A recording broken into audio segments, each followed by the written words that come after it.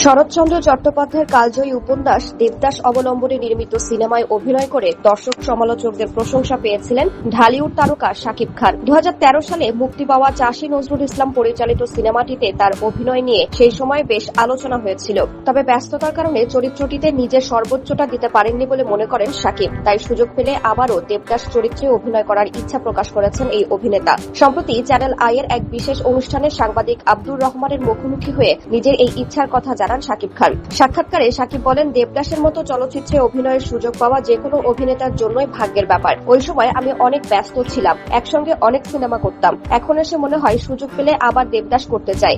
এই চরিত্রটি এত সুন্দর যে কোনো শিল্পীরই মন ভরে না।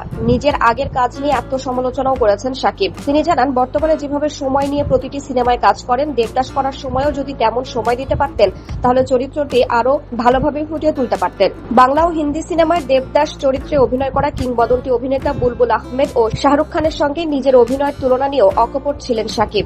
জনপ্রিয় দুই অভিনেতার অভিনীত দেবদাসের পাশে নিজের চরিত্রায়নকে তুলনামূলকভাবে পিছিয়ে রাখেন তিনি।